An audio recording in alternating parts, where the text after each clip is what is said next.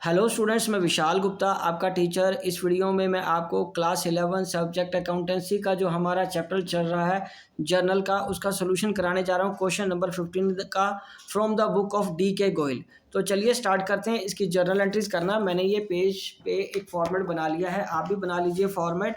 तो इस क्वेश्चन को अंडरस्टैंड करिए स्टूडेंट्स। इससे कोई फ़र्क नहीं पड़ता कि आपके पास कौन सी बुक है, आप बस जर्नल एंट्रीज को कंसंट्रेट करिए कि कौन सी जर्नल एंट्री किस वक्त करनी होती है, किस अकाउंट को डेबिट करना होता है, किस अकाउंट को क्रेडिट करना होता है। ठीक है जी। तो यहाँ पे लिख लीजिए जर्नल, और यहाँ पे सीरियल नंबर है क्योंकि डेट है नहीं है तो 1। ये पर्टिकुलर ना पार्टी का नाम गिवन है, किसकी बुक्स बनानी है। ठीक है जी। तो आप उसको छोड़ सकते हो इस क्वेश्चन में। Debit, credit, rupees. तो सबसे पहले क्या आएगा, सबसे पहले है प्रोवाइड डेप्रिसिएशन ऑन फर्नीचर, ठीक है, एंड मशीनरी। फॉर डेप्रिसिएशन आपको पता ही है, खर्चा होता है, एक्सपेंस है, लॉस है जो आपकी एसेट को यूज़ करने के वक्त होता है। तो आपको दोनों डेप्रिसिएशन अलग अलग बुक करनी पड़ेगी, बट एक ही जर्नल एंट्री में। वो मैं बताता हूँ कैसे। यहाँ आएगा डेप्रिसिएशन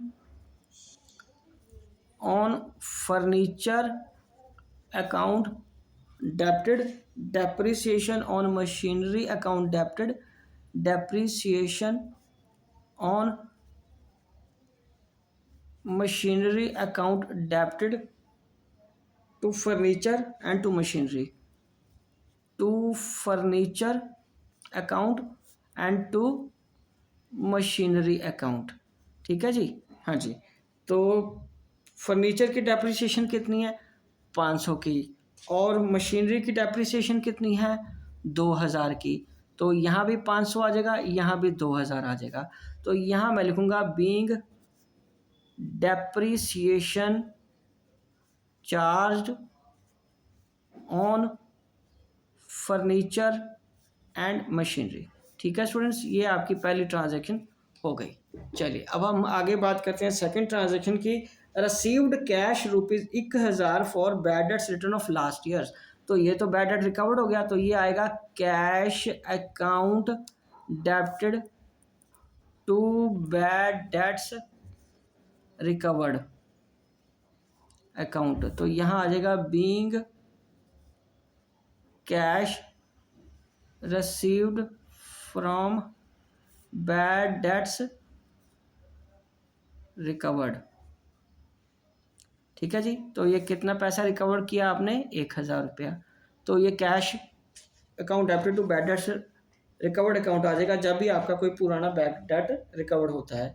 तो उसके बाद है तीसरा। तीसरा वो कह रहा है कि Ajay Singh was declared bank corrupt. Bank corrupt का मतलब होता है कि वो दिवालिया हो गया, उसकी एसेट्स इतनी ज़्यादा नहीं है कि वो अपनी लाइबिलिटीज़ पे कर पाए।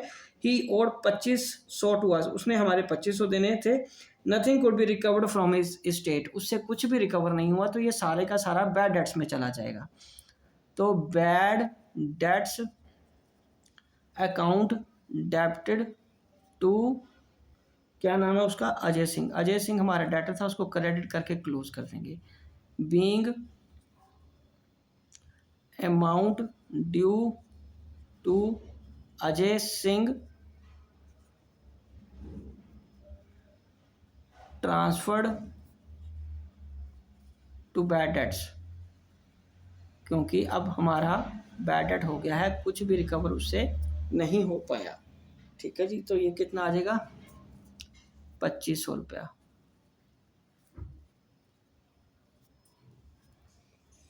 ₹20,000 for wages and ₹4,000 for salaries are outstanding. तो यहाँ पे भी पहले हम लिखेंगे wages account debited, salaries account debited to wages outstanding account to salaries outstanding account.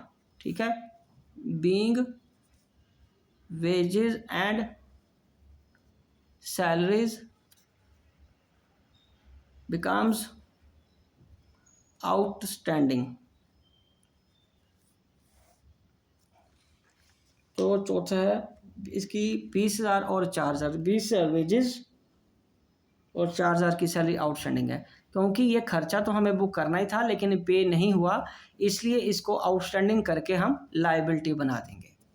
ठीक है जी, चलिए अब हम आगे फिफ्थ ट्रांजैक्शन क्या है, purchase furniture for 6,000 for the proprietor and paid the amount by cheque. तो इसका मतलब ये तो ड्राइंग्स में जाएगा प्रोपराइटर के लिए ना, तो ज़्यादा उसमें कुछ लिखने की ज़रूरत नहीं है। Drawings account debited to bank being furniture purchased for owner या प्रोपराइटर, कुछ भी लिख लो, सिंपल हो जाएगा। ठीक है जी, तो ये 6,000 ये आ गया, 6,000 ये आ गया। उसके बाद सिक्स ट्रांजेक्शन क्या है, provide 9% interest on capital amounting 2 lakh. 2 lakh का 9%, 9 दूनी 18,000 आ जाएगा।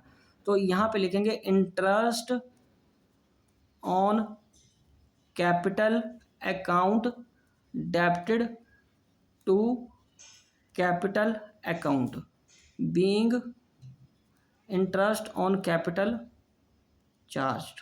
बस सिंपल सी नरेशन लिख लो, ये आ जाएगा 18,000 का। और सेवंथ क्या है, चार्ज इंटरेस्ट ऑन ड्राइंग, तो ये आ जाएगा drawings account debited to interest on drawings being